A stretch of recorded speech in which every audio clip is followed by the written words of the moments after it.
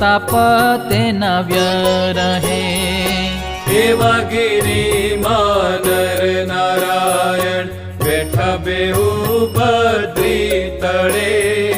સુખ કંદ પૂરણ ચંદ છાજે તેજે જળ મળે.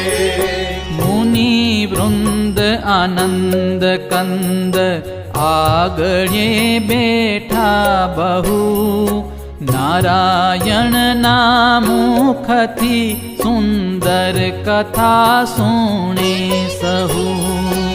એવા સમામાં આવ્યા ઋષિ બીજા બહુ મળી.